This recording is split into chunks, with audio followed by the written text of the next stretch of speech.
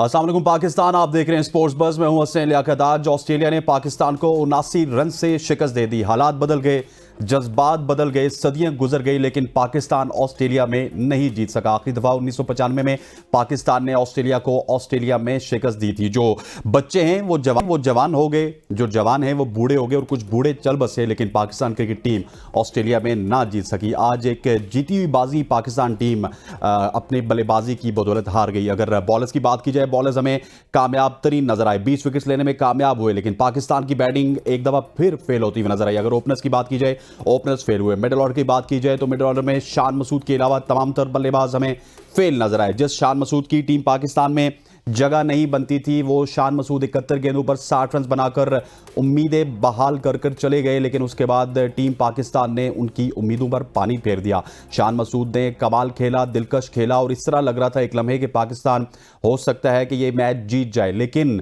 फिर ऐसा हुआ कि पाकिस्तान चौथे दिन ये मैच हार गया। बाबर आजम की बात की जाए तो वो भी परफॉर्म ना कर सके, सऊद शकील की बात की जाए तो वो भी परफॉर्म ना कर सके। और प्रिसाइसली अगर पाकिस्तान की ओपनिंग की बात की जाए तो इमाम उल हक के ऊपर पहले बात करती है। इमाम उल हक ने पहली इनिंग्स में 10 रन बनाए और दूसरी इनिंग्स में 12 रन बनाकर चलता हो गए। सेना कंट्रीज की बात की जाए तो साउथ अफ्रीका, इंग्लैंड, न्यूजीलैंड और ऑस्ट्रेलिया में इमाम उल हक की जो एवरेज है वो 19.08 की है। 19 की एवरेज से वो रन बनाते हैं, लेकिन फिर भी पाकिस्तान टीम का हिस्सा है। पाकिस्तान टीम की जो मैनेजमेंट है उनकी आंखों का तारा है। अब्दुल्ला शफीक की बात की जाए तो उनके हवाले से बताया जाता है कि वो एक किताबी प्लेयर है, लेकिन वो कहाँ के किताबी प्लेयर हैं कि पहली इनिंग्स में वो 62 रन बनाए उन्होंने और दूसरी इनिंग्स में 4 रन बनाए। पहले मैच में डेविड वार्नर का कैच ड्रॉप किया, उसके बाद डेविड वार्नर ने रन्स के अंबार लगाए। और दूसरी इनिंग्स की बात की जाए तो दूसरे मैच की बात की जाए तो वहां पर उन्होंने मिच मार्श का कैच ड्रॉप किया। अगर वो कैच ड्रॉप ना करते तो पाकिस्तान शायद ये मैच जीत सकता था। जितने डेफिसिट में पाकिस्तान था ये उसी कैच की बदौलत था जो कि ड्रॉप हुआ अब्दुल्ला शफीक से। लेकिन ये दोनों पता नहीं किसी की आंख का तारा है पीसीबी में कि इनको ड्रॉप नहीं किया जाता। क्यों ड्रॉप नहीं किया जाता, क्यों इनको रेस्ट नहीं दी जाती, ये अब एक सवालिया निशान है जो कि पीसीबी की मैनेजमेंट कमेटी हमें बताएगी। दूसरी तरफ मोहम्मद हफीज़ की बात की जाए तो वो हमें ये कहते हुए नजर आते हैं कि ये हार हमारे लिए फ़ख्र है। हफीज़ साहब, ये आपके लिए तो फ़ख्र होगा, लेकिन 24 करोड़ आवाम के लिए ये फ़ख्र नहीं है। 24 करोड़ आवाम चाहती है कि 1995 के बाद आज पाकिस्तान मैच जीतता, लेकिन आज तो क्या आप इस मैच को कल तक भी नहीं लेकर जा सके। अगर कप्तान बाबर आजम जो कि साबिक कप्तान हैं और जिनको किंग कहा जाता है, उनकी बात की जाए तो पहली इनिंग्स में 1 रन बनाकर वो क्लीन बोल्ड हुए। दूसरी इनिंग्स की बात की जाए तो 41 रन बनाकर फिर क्लीन बोल्ड हुए। कहते हैं कि टेक्निकली बाबर आजम बहुत ही साउंड प्लेयर हैं।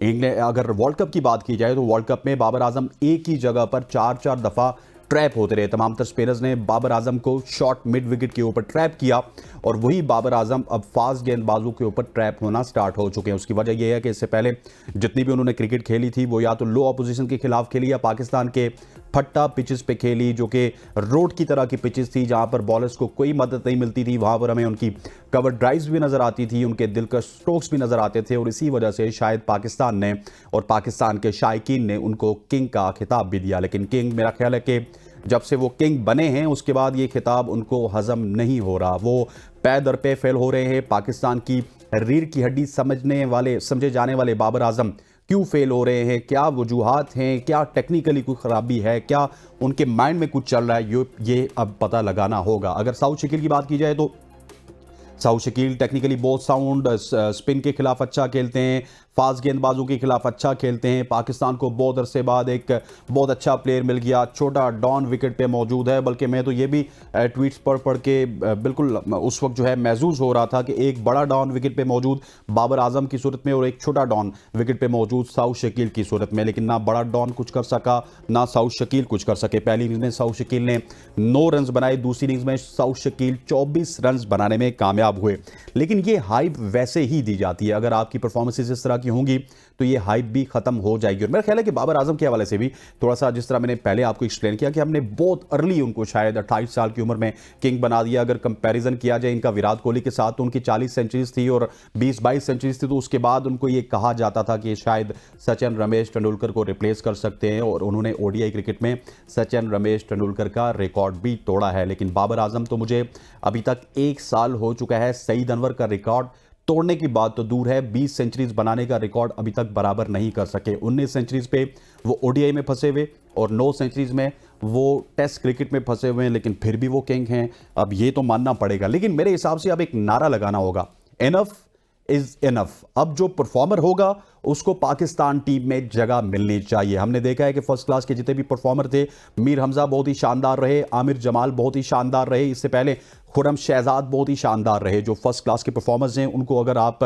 टेस्ट क्रिकेट में स्पेशली इज्जत देंगे तो वो पाकिस्तान टीम की बागडोर को संभाल सकते हैं। इनफ इज इनफ का नारा हमें लगाना होगा और यह भी नारा लगाना होगा कि परफॉर्मर को इज्जत दो।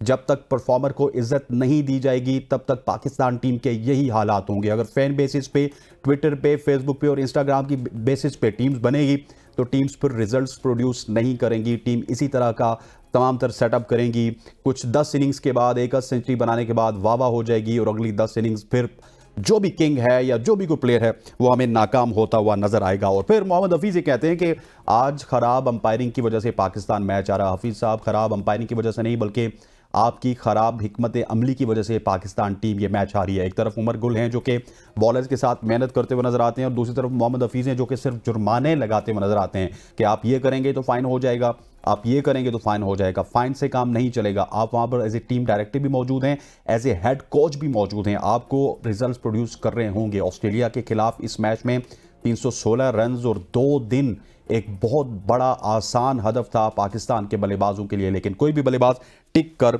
विकेट पर मौजूद ना रहा। इसे तमाम तर इशू पे बात करेंगे, जितने भी इश्यूज हैं, और जानेंगे अपने जो कॉरेस्पॉन्डेंट हैं ऑस्ट्रेलिया से, साद हमारे साथ मौजूद है, Mohammad Saad all the way from Australia. Saad, आपको खुश आमदीद कहते हैं। साद, ऑस्ट्रेलिया में क्राउड भी काफ़ी हद तक हमने देखा चार्ज नज़र आ रहा था और मीडिया बॉक्सेस में जितने लोग थे आपकी तरह वो भी चार्ज नजर आ रहे थे, लेकिन अनफॉर्चुनेट है कि पाकिस्तान एक बार फिर ये मुकाबला अपने नाम ना कर सका।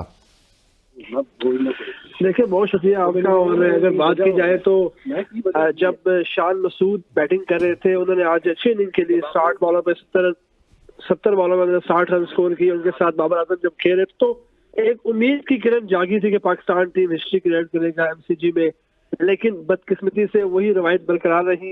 एक विकेट जब शान मसूद आउट हुए तो उसके बाद बाबर आजम ने विकेट अपनी गंवा बैठे और आप देखें सऊद शकील जो कि बाद जाती हुई गेंद को उन्होंने छेड़ा और वो भी आउट हो गए। उसके बाद सलमान आगा वो भी अपनी हिस्ट्री करके आउट हो गए। तो पाकिस्तान टीम के पास एक अच्छा मौका था एमसीजी में हिस्ट्री क्रिएट करने का, लेकिन बदकिस्मती से वो मौका हमने गंवा बैठे। बॉलर्स की अगर बात की जाए तो बॉलर्स ने अपना पूरा किरदार निभाया, लेकिन बैट्समैन वही पुरानी जो रवायती अंदाज थे, तू चल में आया की जो कहानी थी वो बरकरार रही। अगर बात की जाए प्रेस कॉन्फ्रेंस की तो जो डायरेक्टर थे मोहम्मद हफीज, जब वो प्रेस कॉन्फ्रेंस करने आए तो जो कि पाकिस्तानी जर्नलिस्ट थे उन्होंने बड़े सख्त सवाल उनसे किए। तो उनका जो उन्होंने कहा कि उन्होंने सारा जो मलबा था वो टेक्नोलॉजी पे डाल दिया कि जो आउट दिया रिजवान का उस पर उन्होंने बात की और कहा कि अंपायर कॉल पे जो फैसले हुए उस पर उन्होंने नाराजगी का इजहार किया। तो उन्होंने अपनी जो बैटिंग है उस पर बात नहीं की, उन्होंने सारा जो मलबा है वो टेक्नोलॉजी पे डाल दिया। नाच ना जाने आंगन टेढ़ा। साथ तो हफीज इसके अलावा क्या कहते हैं, क्या कुछ नेक्स्ट मैचेस में कुछ चेंजेस हमें देखने को मिलेंगी? क्योंकि हम बहुत जीत को करीब से देख रहे थे मेलबर्न टेस्ट में, अब सिडनी टेस्ट है, क्या उसी टीम के साथ जाया जाएगा? इस हवाले से कोई बात की है मोहम्मद हफीज ने? देखिए, जब इमामुल हक के हवाले से सवाल उनसे किया गया तो उनकी परफॉर्मेंस अगर देखी जाए तो बैक टू बैक वो परफॉर्म नहीं कर पा रहे, दोनों टेस्ट में आप देख सकते हो। तो उन्होंने तो डिफेंड किया प्लेयरों को। उन्होंने कहा मेरी तो ये जीत है और आपको तो ये हार लग रही है, हमारे बैट्समैनों ने तो बड़ा अच्छा परफॉर्म किया है। तो अब लग ही रहा है कि इमामुल हक को बिठा के सैम अयूब को खिलाया जाएगा, तो उसके अलावा कोई ऑप्शन नहीं है हमारे पास। लेकिन क्या आप समझते नहीं है कि अब्दुल्ला शफीक को भी बिठाया जाए, इमामुल हक को भी बिठाया जाए, साइम अयूब और शान मसूद से ओपनिंग की जाए, बैटिंग को थोड़ा सा स्ट्रेंथन किया जाए, कोई और बैट्समैन चिप इन किया जाए सरफराज की सूरत में? क्योंकि मुझे तो सबसे जो बड़ा फ्लॉ है वो मुझे ओपनिंग लग रही है। देखिए, अब्दुल्ला शफीक की अगर बात की जाए तो अब्दुल्ला शफीक से जो कैच ड्रॉप हुआ, सबसे पहले तो उसकी बात कर लें आप। जो कैच ड्रॉप हुआ उसी से तो मेरे नजदीक मैच भी गया, क्योंकि मिचेल मार्श ने उसके बाद 96 रन की इनिंग खेली। बदकिस्मती से वो 100 रन तो नहीं कर पाए, लेकिन उनकी जो पार्टनरशिप लगी स्मिथ के साथ, वही पाकिस्तान को ले डूबी और 316 रन का जो हदफ दिया था पाकिस्तान से वो नहीं हो सका और पाकिस्तान टीम 79 रन से मैच हार गई। तो बिल्कुल आपकी बात ठीक है कि अब चेंजिंग तो होंगी तीसरे टेस्ट में, क्योंकि पाकिस्तान टीम सीरीज तो हार गई। अब कहा जा रहा है, अब देखते हैं कि पाकिस्तान टीम कल रवाना होगी रात सिडनी, तो अब टीम मीटिंग्स होंगी, उसमें ये फैसला होगा। सर लेकिन साथ ये अब तो बताइएगा कि मामूल- बाबर आजम के साथ आपकी कोई मुलाकात हुई है, उनका क्या कुछ चल रहा है उनके माइंड में कि वो पै दर पे फेल हो रहे हैं? पिछले एक साल में वो सेंचुरी तो दूर की बात 50 बनाने में भी नाकाम रहे। देखिए, कप्तानी के बाद हमें लग रहा है कि बाबर आजम अभी तक मेंटली डिस्टर्ब है, और जिस किस्म की परफॉर्मेंस की तवक्को की जा रही थी उनसे वो ना दे सके। और पर्थ में आप देख लें, इसके बाद आप मेलबर्न में देख लें, और बड़ी इनिंग्स खेलने में नाकाम दिखाई दे रहे हैं। और अब तक अगर बाबर आजम की जो अगर मैं यहाँ बात करूं तो लोग उनसे भी, हमने जो बात की शायकीन क्रिकेट से, वो भी काफी मायूस दिखाई दे रहे थे, और काफी लोग दूर दूर से बाबर आजम की परफॉर्मेंस देखने के लिए एमसीजी में मौजूद थे। लेकिन उन्होंने एक बार फिर मायूस किया। आज भी इस बॉल पे वो आउट हुए थे, पहले इनिंग्स में भी सेम बॉल उनको वैसे ही पड़ा था। और पैट कमिंस की जितनी भी तारीफ की जाए, उन्होंने पाकिस्तान की जो माइंड सेट है बैटिंग का, उसके साथ उन्होंने खेला और भरपूर बॉलिंग की और अपनी टीम को जितवाने में अहम किरदार किया। तो वो लड़ते हुए नजर आया। आप उनको हल्का नहीं ले सकते ऑस्ट्रेलियन को, बिल्कुल हल्का नहीं ले सकते। मुझे सिर्फ इतना बताइएगा आखिर में आप कि अबरार के हवाले से क्या कुछ अपडेट है? क्या अबरार अहमद हमें सिडनी टेस्ट में खेलते हुए नजर आएंगे, या फिर वहां पे भी हम 4 पेसर्स के साथ जा रहे हैं? नहीं, अबरार अहमद के अगर मैं आपको यहाँ बात बताऊं तो अबरार अहमद मुकम्मल तौर पर फिट नहीं है, और सिडनी टेस्ट में साजिद खान को खिलाए जाने का इम्कान है, और ओपनिंग जो बैट्समैन है इमामुल हक, उनको बिठा के सैम अयूब को खिलाया जा सकता है। ठीक हो गया, इमामुल हक को बिठाकर साइम अयूब को, जबकि साजिद खान खेलेंगे। बहुत बहुत शुक्रिया साद, अब हमारे साथ मौजूद थे से आपका बहुत बहुत शुक्रिया। ख़वातीन औज़ात, यहाँ पर वक्त हुआ चाहता है एक शॉर्ट सी कमर्शियल ब्रेक लेते हैं और डिस्कशन को कंटिन्यू रखेंगे। स्टे विद अस।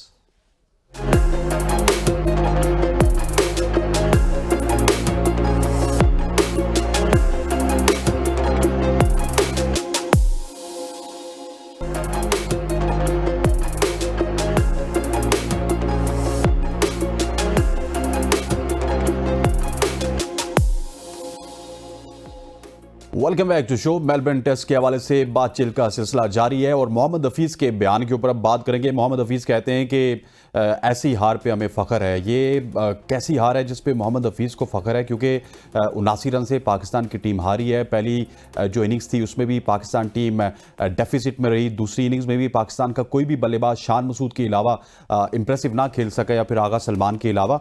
तो ये मोहम्मद हफीज़ के बयान के ऊपर भी हम बात करेंगे और बहुत सारे इशूज़ हैं।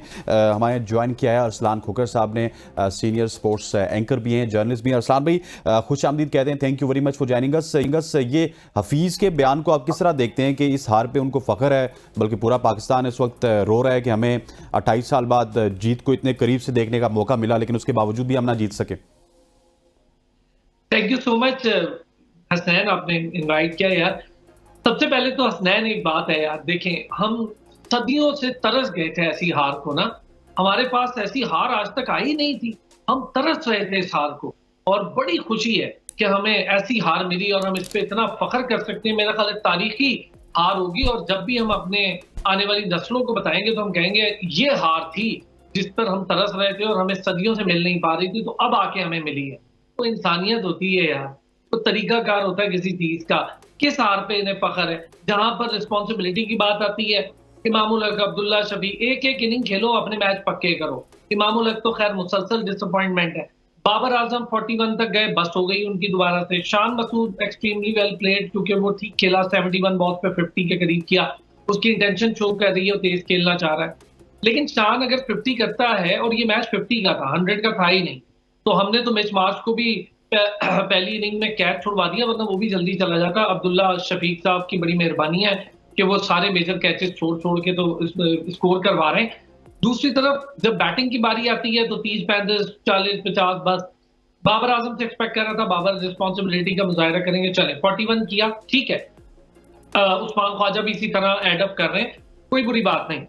लेकिन जो बुरी बात है वो है आपकी मैनेजमेंट का माइंडसेट। तो ये कह रहे हैं हार भी जाए तो खैर है, आपने लड़ के हारना है। हमें क्या बता रहे हैं कि नहीं, हम यहाँ पर हम लड़ाई करने नहीं गए, हम तो जीतने गए, हम मुकाबला करने नहीं गए, जीतने गए। और वहां पर हफीज साहब टीम को ये बता रहे हैं कोई बात नहीं, हमने लड़ के हारना है, ऐसे नहीं हारना। अबे तो हमें क्यों कह रहे हो भाई आप कि आप जीतने गए हैं और हम तो मुकाबला करने गए नहीं है। और फिर सर ये सलमान मुझे अली ये आगा- बताएं कि सिस्टम की खराबी नहीं है कि जो शख्स इस वक्त इतना फायरी खेला 71 गेंदों पर 60 रन बनाए शान मसूद ने, उस शान मसूद को वापस हम कप्तान बना के लाए तो वो वापस परफॉर्म कर रहे हैं, लेकिन वो तो हमारे सिस्टम में मौजूद ही नहीं थे। तो ये तो सिस्टम के बहुत सारे लूप होल्स हैं कि हमने चहीते प्लेयर्स जो है इस टीम में बैठाए हुए हैं और वो रिजल्ट प्रोड्यूस नहीं कर पा रहे। यार थोड़ी सी ना हसनैन डिफरेंट अप्रोच हमारी ये रही है कि हमारे पास ना अनफॉर्चुनेटली पिछले 3-4 सालों में पूल ऑफ प्लेयर्स बढ़ा नहीं है और हमारी सिलेक्शन क्राइटेरिया बड़ा नहीं है यार कि बढ़ने नहीं दिया गया अरसलान साहब। एग्जैक्टली आ रहा हूँ उसी तरफ। हमारा दो तरफा मामला है ये हसनैन, ये एक तरफा मामला नहीं है। बोर्ड या तो सो रहा था या सत्तू पीकर घूम रहा था। बोर्ड को नहीं पता था कि आपका पूल ऑफ प्लेयर नहीं बढ़ा। किसी एक बंदे के पास ये पावर नहीं होती, किसी एक पर डाल देना तो समझ आता है। चले हम कहते हैं जी बाबर आजम की कैप्टनसी में पूल ऑफ प्लेयर नहीं बढ़ सका हमारा, ठीक है, मैं मान लेता हूँ नहीं बढ़ सका। तो बोर्ड जहां पर जिम्मेदारी उठाता है, मैनेजमेंट जिम्मेदारी उठाती है, उसका क्या रोल है फिर इसमें? ये दो तरफा मामला है। दूसरा, आपकी पीएसएल, आपका सिलेक्शन क्राइटेरिया, पहले आप पीएसएल से लाते हैं, T20 खिलाते हैं, T20 की परफॉर्मेंस पे आप वनडे में ले जाते हैं, वनडे से आप टेस्ट में ले जाते हैं और फिर आप क्लेम करते हैं यार अभी तो ये चूंकि तैयार नहीं था, तैयार हो रहा है, नया है, इसको टाइम देना है। सऊद शकील देख लें, बहुत बड़ी डिसअपॉइंटमेंट लगी मुझे जब चैलेंजिंग पोजीशन आई आपकी, तो आपके सारे परखचे उड़ गए, आपको पता ही नहीं चला कि खेलना, यार चैलेंजिंग कंडीशंस में खेलना मजा आता है। शान मसूद को एज ये है कि वो काउंटीज खेलकर आ रहा था, तो जरा तेज पिचेस, बाउंसी स्विंग इन पिचेस पे अच्छा खेल रहा था, उसने डोमेस्टिक में स्कोर किया, यहाँ गया दोनों इनिंग्स में उसने 50 की, तो ही प्लेड वेल। और शान मसूद नो डाउट अपने हिसाब से बहुत अच्छा खेल रहा है। सिर्फ एक 50 की मार थी, सिर्फ एक 50। सर अगर इमामुल हक की बात भी कर लें तो इमामुल हक सेना कंट्रीज में उनकी एवरेज 20 है और यही इमामुल हक जब एशिया में खेलते हैं तो इनकी एवरेज 40-45 के करीब है। तो इनको हम टीम के साथ इतना कैरी क्यों कर रहे हैं? क्या कह रहे हैं भाईजान? वो मैं कह रहा हूँ 20 नहीं है बॉस, 19.84। वाह वाह, वेरी एक्यूरेट। मैंने थोड़ा मार्जिन दे दिया था। हाँ, उससे भी कम। देखिए अभी तो ये और गिर जाएगी, आज के मैच के बाद जरा और आ जाएगी, वो भी आपको पता चल जाएगी। दूसरा, इमामुल हक को कैरी करने की एक रीजन ये थी शायद कि जी वो बॉल रोक लेते हैं, विकेट रोक लेते हैं, खड़े हो जाते हैं। अच्छा, वो सिर्फ खड़े हो जाते हैं, वो विकेट भी रोक सकते हैं, वो बॉल भी रोक सकते हैं, वो स्कोर भी रोक लेते हैं। उनका कमाल ये है कि वो खाली विकेट बॉल नहीं रोकते, वो स्कोर भी रोक लेते हैं साथ ही। और जब प्लेयर इस तरह की सिचुएशन में आ जाए ना स्नैन, तो उसके लिए सबसे इंपॉर्टेंट चीज है कि ड्रॉप हो, रेस्ट दें, रेस्ट के नाम पे दें, ड्रॉप ना करें, इज्जत दें, रेस्ट दें। जैसे आपने इज्जत दी है सरफराज को कि नहीं दी, हमने उसको रेस्ट दिया है। सरफराज 75 टेस्ट खेल गया था, बहुत थक गया बेचारा, तो उसको हमने रेस्ट दे दिया। इनको क्यों नहीं देते रेस्ट? और अब्दुल्ला शफीक, यार व्हाट अ डिसअपॉइंटमेंट। मतलब एक इनिंग खेलने के लिए ले गए आपको हम, और आप कहते हैं जी मैं टेक्निकली बड़ा साउंड प्लेयर हूँ, मैं यूं हूँ, मैं नेक्स्ट बाबर आजम हूँ। स्कोर करो यार। और देखें आज मैं सलमान अली आगा, इससे बड़ी जमान नहीं हो सकते सलमान अली आगा, यही मौका होता है यार। मुझे याद है ऋषभ पंत ने सोलो सिंगल हैंडेडली ऑस्ट्रेलिया के अंदर यार मैच जितवा दिया था, ऋषभ पंत, और वो इसी सिचुएशन में था, 7 खिलाड़ी आउट हो गए थे। और ये कोई एक वाकया नहीं है, इससे पहले ऐसे लातादाद मौके हैं जिसमें प्लेयर्स ने इस तरह किया। आपके सामने मैक्सवेल की 200 की इनिंग है यार, अकेला खड़ा था, 7 खिलाड़ी आउट हो गए थे उनके, 200 रन करके वो अनएक्सपेक्टेड मैच को पॉसिबल बना के चला गया। आपके सामने है, कोई इनिंग खेलना हो, सलमान अली आगा कर क्या रहे हैं? मतलब उनके 6 इनिंग में अगर आप लास्ट उठा के देखें और आप जरा पाकिस्तान, श्रीलंका इनसे बाहर खिला के देख लें, आपको नजर आ रहा है वो क्या कर रहे हैं। हम बॉलिंग के लिए थोड़ी ले गए उसको, 50 की 50 करते ही उसने कहा चलो भी मेरा स्कोर पक्का हो गया, मैं तो कैच दूं और ये जा और हो जा, मैं तो आउट हूं और ये जा और हो जा। यार कोई तरीका होता है, रिस्पॉन्सिबिलिटी। जीत सकते थे, कोई बहुत बड़ा स्कोर तो नहीं था। मेरा ख्याल है बॉलर्स ने अपना कमाल काम किया। शाहीन अफरीदी ने एक्सीलेंट बॉलिंग की, मीर हमजा इंप्रेसिव बॉलिंग की। सारे कह रहे थे कि जी उसकी स्पीड नहीं है, उसकी पेस नहीं है। उसने शो किया कि भाई पेस ना हो तो आप स्विंग और लाइन लेंथ पे जाके बॉलिंग करते हैं। मेरे प्रोग्राम में और आपके प्रोग्राम में मोहम्मद अब्बास ये बात बताकर गए, आपने इंटरव्यू किया रिसेंटली, वो आपको बताकर गए कि भाई मैं लेता हूं लाइन लेंथ और स्विंग के साथ विकेट। जहां पे स्विंग नहीं मिल रही वहां पे लाइन लेंथ खींच लेते हैं और पेस को थोड़ा सा बढ़ा लेते हैं, वो कर सकते हैं। अब यही बात अब्बास पे अगर आप अप्लाई कर लें, चले ले जाते ना, लेकर गए तो आप कम से कम मीर हमजा को तो ऐसे पोजीशन में पहले से खिला लेते। पहला टेस्ट बाहर बिठा दिया आपने, फिर वसीम जूनियर को ले गए, उसको भी बिठा दिया आपने बाहर, हालांकि वो अच्छी स्विंग करता है। मैं बॉलिंग पर आज नहीं जाऊंगा, बॉलिंग बहुत अच्छी हुई है, स्पिन अच्छा हमारे सर, पास अब कमी है। आपने सारों का नाम ले लिया ऊपर से लेके नीचे तक, लेकिन किंग बाबर आजम के ऊपर अभी तक तबसरा आपका मैं जानना चाहता हूं कि किंग को क्या हो गया। और मुझे अरसलान थोड़ा सा, आप मुझे मेरे साथ एग्री करें ना करें, लेकिन मुझे लगता है कि हमने थोड़ा एडवांस में उनको किंग बना दिया। अभी तक उनकी वो किंग वाली परफॉर्मेंसेज नहीं थी। जब किंग का खिताब मिला या इंडियंस की जानिब से विराट कोहली को मिला तो उनकी तकरीबन 40 ओडीआई सेंचुरीज थी, 20-22 उनकी टेस्ट सेंचुरीज थी, लेकिन हमने एडवांस में ही ज़्यादा ओवर रेट कर दिया या ओवर हाइप कर दिया। और आपको पता है बाज लोगों को हाइप हजम भी नहीं होती। अच्छा यार, दो चीजें हैं स्नैन। एक तो ये आपने बिल्कुल ठीक कहा कि थोड़ा जल्दी हम हर चीज को क्लेम जल्दी करते हैं। हमने तो शाहीन को दुनिया का सबसे बेहतरीन बॉलर बनाया था, उसके मुकाबले का बॉलर कोई नहीं था। बिल्कुल ठीक, अग्री। बहुत जल्दी हम ये बात कर देते हैं कि यार वो किंग है। देखें, excellent player, good player, average player, और उसके बाद आते हैं ग्रेड्स। अगर आपने एक्सीलेंट से ग्रेड्स की तरफ टर्न करना है तो आपकी कमर के ऊपर इतनी ज्यादा विन की लाइंस होनी चाहिए कि जब पोजीशन आई, जब मुश्किल बनी, जब सिचुएशन आई, जब सर्कमस्टांसेस मुश्किल हुए, जब मुश्किल हालात में पूरी की पूरी टीम का पट्टा बैठ गया, तब आप खड़े। That's what Virat Kohli, always Virat Kohli perform करता है जब प्रेशर सिचुएशन होती है। बिल्कुल ठीक है, जब तक आप मैचेस नहीं जितवाएंगे, 14, 15, 16 मैच आपके क्रेडिट पे नहीं आएंगे, क्लेम नहीं कर सकते कि जी दुनिया का सबसे एक्सीलेंट प्लेयर, एक कवर ड्राइव, अच्छे फुटवर्क, अच्छा हैंड प्लेयर, सारा कुछ है बाबर आजम। वो भी नजर मैं नहीं आ रही agree आजकल सर, करता हूं। कवर ड्राइव भी भूल गए बेचारे। जब तक आप हसनैन मैचेस नहीं जितवाते, आप ना तो किंग होते हैं, ना आप एक्सीलेंट से ग्रेट की तरफ जाते हैं, ना ही आप जो फेबुलस 4 या फेबुलस 3 कहते हैं उसमें फॉल करते हैं। भाई वो देख लेना स्मिथ को, स्मिथ स्कोर नहीं कर रहा, स्मिथ की कंटिन्यूस डिक्लाइनिंग आ रही है मामलात में।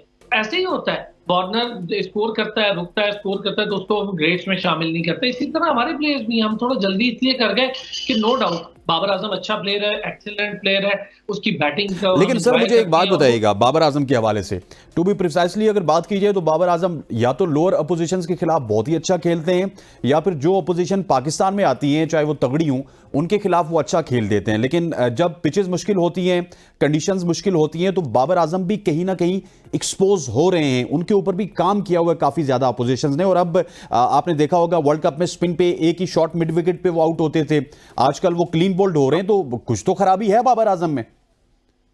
मैं आपकी बात से अग्री कि अपोजिशन ने काम किया, और काम उसी पर होता है स्नैन, जो आपके ऑपोजिशन का टॉप प्लेयर होता है ना, काम उसी पर किया जाता है। जैसे गंगुली पर एक जमाने में शोएब अख्तर ने एक्सपोज किया गंगुली की रिब फ्रैक्चर की, तो वहां से एक्सपोज हुआ, गंगुली पेस से डरने लगा, तो आपने देखा मेगरा वगैरह सब उठी हुई बॉल देते थे और गंगुली पकड़ा जाने लगा था। अच्छा, जो प्लेयर अपनी कमजोरी दूसरों के सामने शो नहीं करते, फिर वो संगाकारा बन जाते हैं, वो रिकी पॉन्टिंग बन जाते हैं, वो सचिन तेंदुलकर बन जाते हैं, वो विराट कोहली बन जाते हैं। वो प्लेयर्स बनने के लिए आपको बड़ी मेहनत करनी पड़ती है, अपना होमवर्क पूरा करना पड़ता है। होमवर्क जब आप करते हैं तो उसकी इंप्लीमेंटेशन और एग्जीक्यूशन वो ग्राउंड पे नजर आनी चाहिए, नेट में नहीं।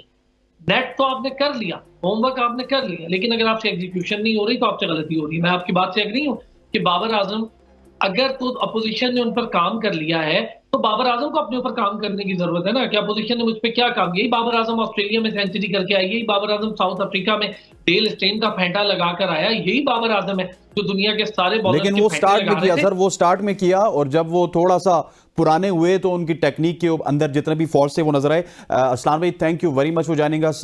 खवातीन हज़रात, senior sports anchor, sports journalist Arsalan Khokhar हमारे साथ मौजूद थे। आज के प्रोग्राम से इतना, इंशाल्लाह अगले हफ्ते फिर आपसे मुलाकात होगी, तब तक के लिए अल्लाह हाफिज़।